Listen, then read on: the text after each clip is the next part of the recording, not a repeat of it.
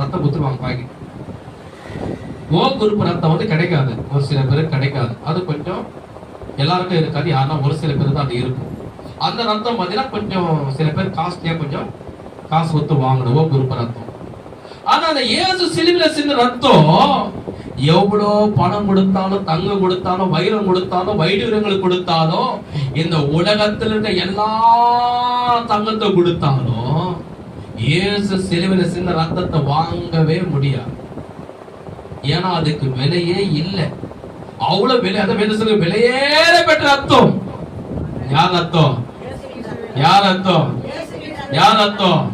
இயேசு. அந்த ரத்தத்தை பாருங்க, ஆண்டவர் சொல்றாரு, ஒரு பாவிக்காக, ஒரு பாவிக்காக, அவனுக்காக சிலுவிலே அவர் உடம்புல எல்லா ரத்தத்தையும் சிந்தின.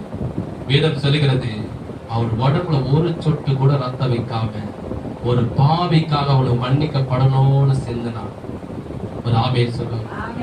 ஒரு தாய் தன் பிள்ளையை பெற்றெடுக்கும் போது அவளை ரத்தத்துல பெற்றெடுப்பான். அநேக உலகத்துல எந்த பெண்ணும் வலி வேதனையோடு சில நாட்கள் கடந்து போவாங்க, கஷ்டத்தை கடந்து போவாங்க. ஆனால் பிள்ளையை பெற்றெடுக்கும் போது பாத்தீங்கன்னா, உலகத்துல அவன் பிறந்ததுல இருந்து இது வரைக்கும் படாத வலிய வேதனைய கஷ்டத்தை அந்த குழந்தைய பெற்றெடுக்கும் போது அனுபவிப்பான்.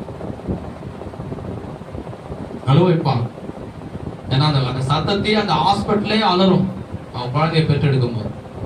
ஆனா அந்த வலி வேதனையில அந்த குழந்தை அந்த பூமியில வந்து பிறக்குது.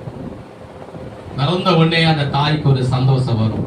அப்பா, எனக்கு இவ்வளோ 10 மாசம் இருந்த குழந்தை எவ்வளோ வழியை நான் சகிச்சேன், ஆனா அந்த குழந்தைய கிட்ட வந்துச்சு. அதே போலதான் கவனிக்க இயேசு சொல்றாரு, இந்த பூமியில இருக்கிற எல்லா பாவிகளும் சாத்தான் கரத்தை மீட்டெடுக்க, நரகத்துக்கு போகாதபடி, அந்த பாதாளத்துக்கு போகாதபடி தன்னுடைய பிள்ளையாய் பிறக்க, பரலோகத்துல வந்து அவருடைய மடியில பிறக்க, கல்வாரி சிலுவையிலே எப்படி ஒரு தாய் கதற கதற கதற ஒரு குழந்தை பெற்றெடுக்கிறாங்களோ, இயேசு 1000 மடங்கு ஆணினால, ஈட்டினால, முள்ளினால, வாரினாலே கதற கதற கதற சிலுவையிலே அவர் உடம்புல எல்லா ரத்தத்தையும் சிந்தி ஒரு பாவியை தன்னுடைய பிள்ளையாக சிலுவையில பெற்றெடுக்கிறான்.